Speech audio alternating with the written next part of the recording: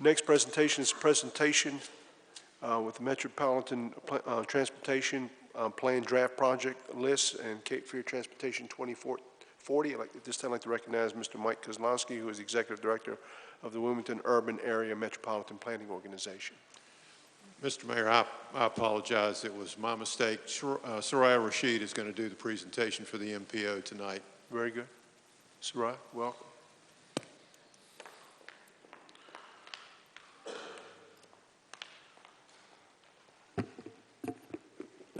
Thank you, Mr. Mayor and Council. I'm here today on behalf of the Wilmington Urban Area Metropolitan Planning Organization to entice you to review a proposal that we'll have available in its full format from April 1st to April 30th, available for public review and comment of Cape Fear Transportation 2040. And I'm joined by Mr. John Melia, who is a representative of the city on the Citizens Advisory Committee, which is the committee that guides the development of this plan and plays a really critical role in ensuring that the public is involved and that we're representing the interests of the public and the entire region through the development of this plan. Also in the audience, we have a number of other Citizens Advisory Committee members. I just wanted to note that, to include the chair, Mr. Howard Loving, and Scott Cromartie, who's also a representative for the city on the Citizens Advisory Committee. So just briefly, I'll go over what an MPO is, and then we'll touch on the development of this proposal, and John will further expound upon what you'll see in the proposal itself.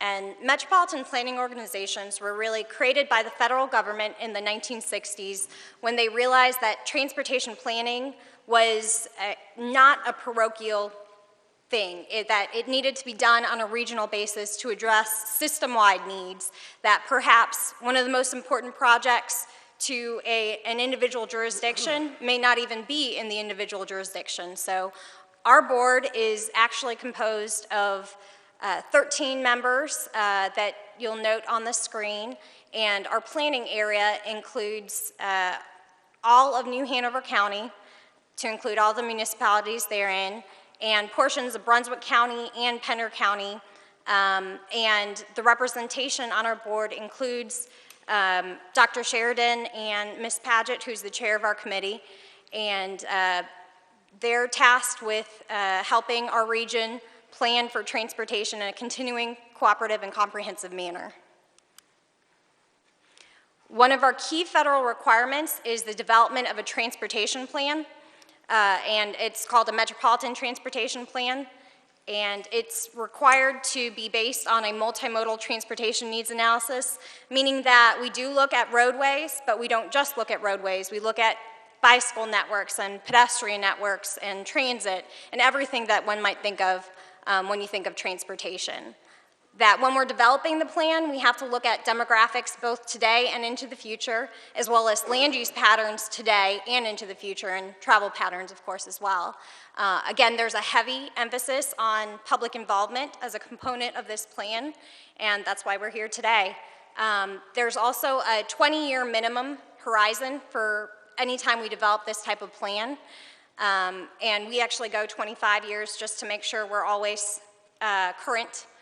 And a really key component of this plan that is different than many of the other plans that we might bring before this board is that it's required to be fiscally constrained. And what that means is that we project the amount of funds that we anticipate coming to the region through the horizon of the plan, and we can only put as many projects into the plan as we can pay for through the amount of projected dollars that will come to the region. And through this fiscal constraint, it's actually the basis for the STIP, which many of you might know is essentially the state's budget for transportation for the region. So this document is a 25-year document that is used as the basket from which the STIP, or the state's transportation budget, draws projects from. So if a project is not in this document, NCDOT will not fund it. And the current update to our plan is due December 2015, and that's what we're working to today.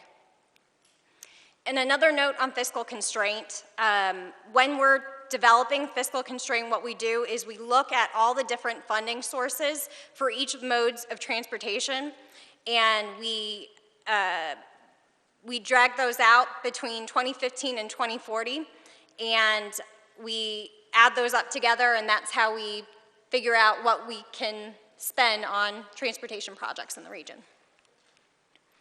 And this is just a snapshot of our schedule for 2015.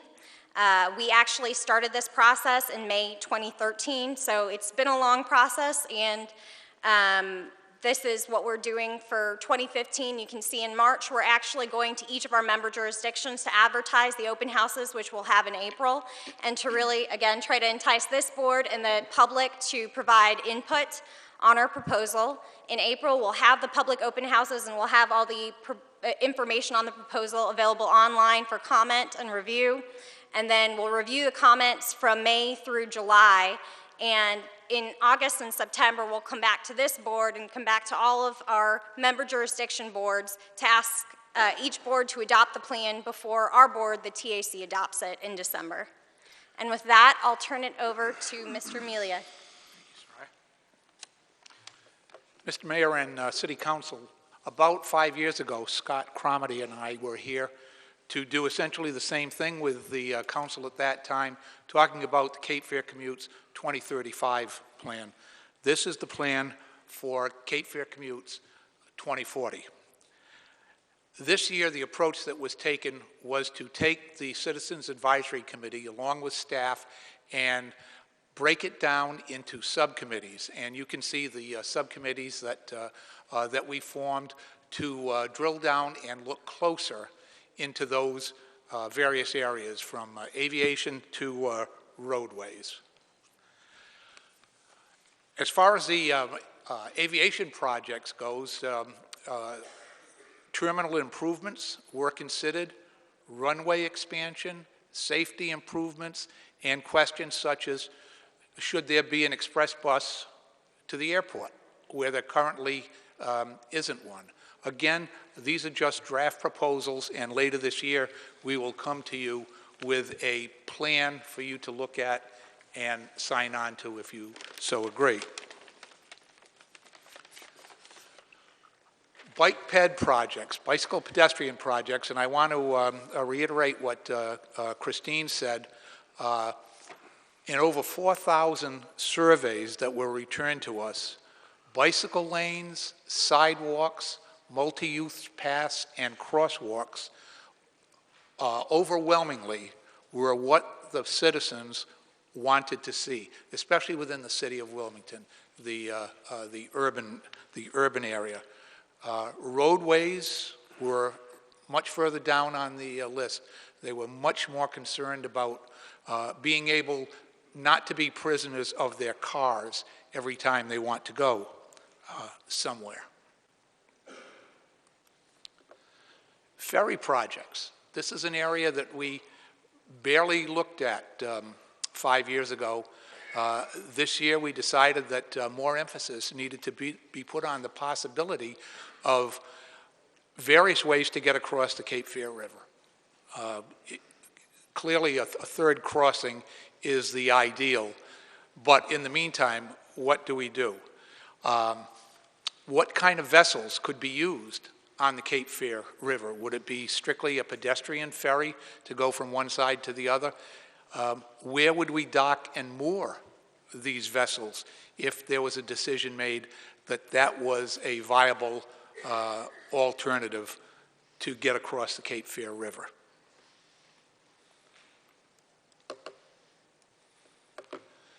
Mass transit projects.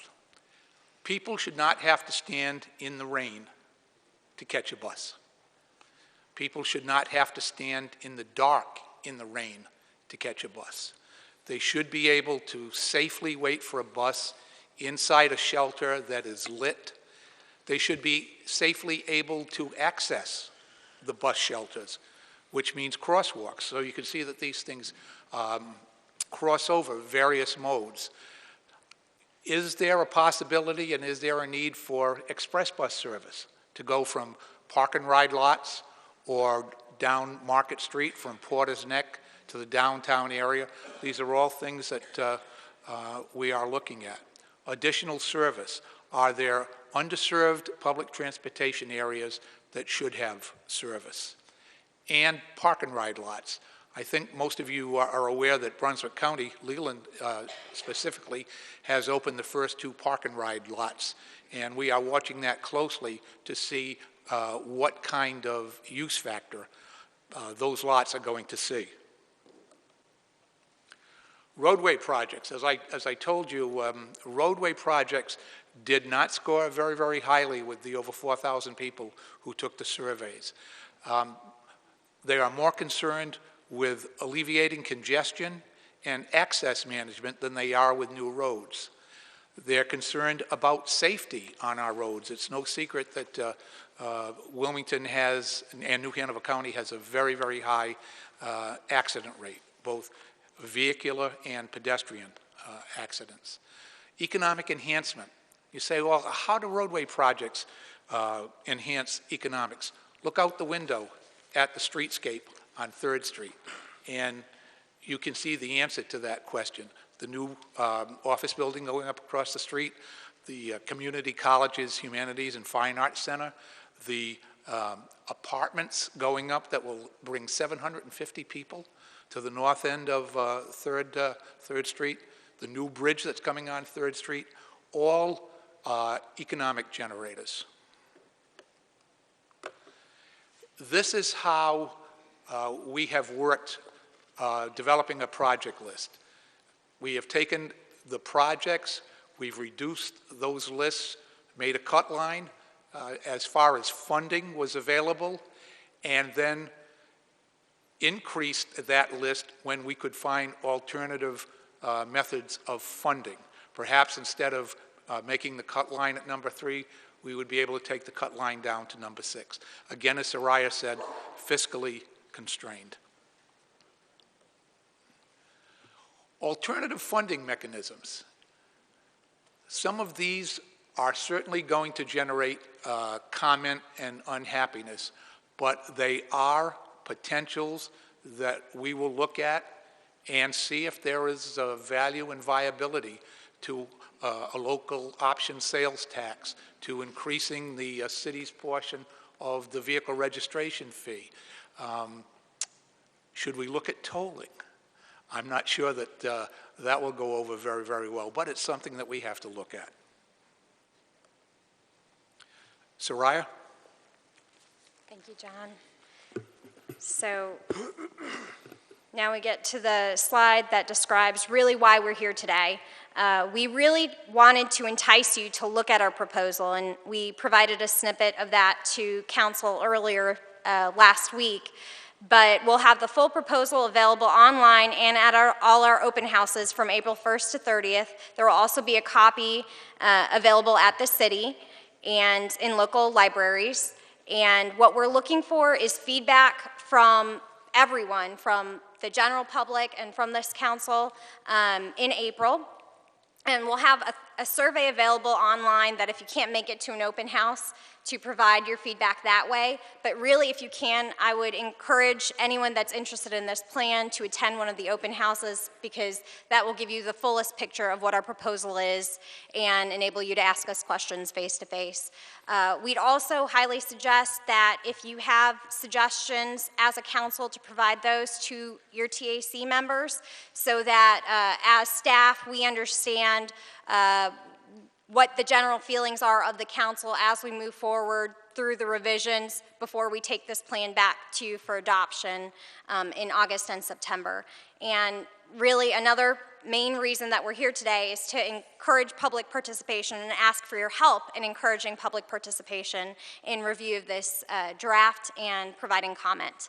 And the domain name of our website is transportation2040.org, so it's rather simple to remember, transportation2040.org.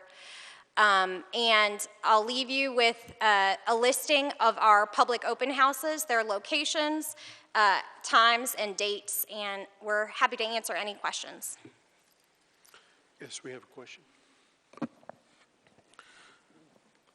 Soraya, how are you going to what other ways are you going to use to publicize the open houses? I know it's going to be online and that kind of thing, but what kind of ways are you going to utilize? Well, we are going to each of our member jurisdictions to give similar presentations as we've given tonight. We will also be putting this information on all our member jurisdictions' websites.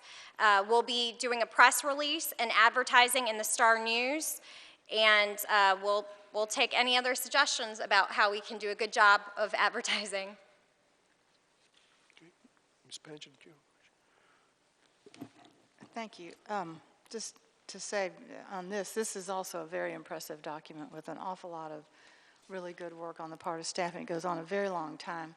And as chair of the MPO, I want to thank the Citizens Advisory Committee for their extremely hard work over a long period of time and very strong dedication to this process, and point out that many of these people are the same people that led us through the 2035 process. In the end, that document won a national award. Those people have stuck with us and have become experts at transportation and really put their hearts into this. So thank you all for the effort that you've made. Thank you. Thank you. Thank you very much.